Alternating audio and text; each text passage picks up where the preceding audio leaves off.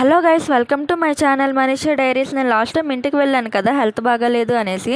So return Hyderabad వచ్చేటప్పుడు ట్రైన్లో తినడానికి అనేసి నేను డిన్నర్గా పులిహోర అయితే చేసుకున్నా.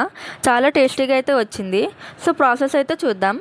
ముందు రైస్ అయితే కుక్ చేసుకోవాలి. గ్లాస్ రైస్కి 2 గ్లాసెస్ ఆఫ్ వాటర్ అయితే వేసుకోవాలి.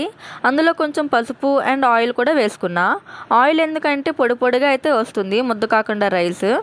ఈలోపు నేను పులుపు కోసం చింతపండు అయితే నానపెట్టుకున్నా. చింతపండు కాసేపు నానాక స్టవ్ మీద పెట్టుకుని బాగా దగ్గరగా అయినంత వరకు అయితే ఉంచుకోవాలి.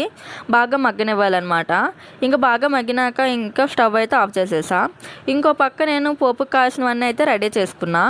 పల్లీలు, శనగపప్పు, మినప్పప్పు, అల్లం, జీలకర్ర, ఆవాలు, ఎండుమిర్చి, పచ్చిమిర్చి, కరివేపాకు.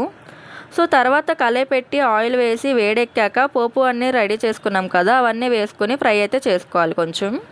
సో సాల్ట్ కూడా వేసుకోవాలి కొంచెం. నేను మీకు కావాలంటే సాల్ట్ పోపులో వేసుకోవచ్చు, లేదంటే రైస్ మిక్స్ చేస్తాం కదా, సో ఆ టైంలో కూడా వేసుకోవచ్చు. నేనైతే పోపులో కొంచెం సాల్ట్ వేసాను అండ్ రైస్ మిక్స్ చేసినప్పుడు అయితే కొంచెం సాల్ట్ అయితే వేసుకున్నాను. సో ఇంకా పోపు కూడా రెడీ అయితే అయిపోయింది. ఇంకా రైస్ కూడా చల్లగా అయిందనమాట. ఇంకా రైస్లో మనం పులుపు కోసం చింతపండు అయితే మొగ్గు పెట్టుకున్నాం కదా, ఆ చింతపండు మొగ్గు కూడా వేసుకున్నాను. పోపు కూడా వేసేసుకున్నాను అనమాట. ఈ సాల్ట్ కూడా ఇంకా మీ దగ్గర ఉంటే ఇంగువ, అలాగే ఒక నిమ్మకాయ అయితే పిండుకోండి. చాలా టేస్టీగా అయితే వస్తుంది. మా ఇంట్లో వాళ్ళకైతే చాలా బాగా నచ్చింది అనమాట. మా ఫ్రెండ్స్కి ఇంకా చాలా ఇష్టం పులిహోర నేను చేసింది అయితే. మీరు కూడా ట్రై చేయండి. ఎలా వచ్చిందో కామెంట్ అయితే చేయండి. నా ఛానల్ని సపోర్ట్ అయితే చేయండి. సబ్స్క్రైబ్ అయితే చేసుకోండి. అంతే ఈ వీడియో. Bye bye.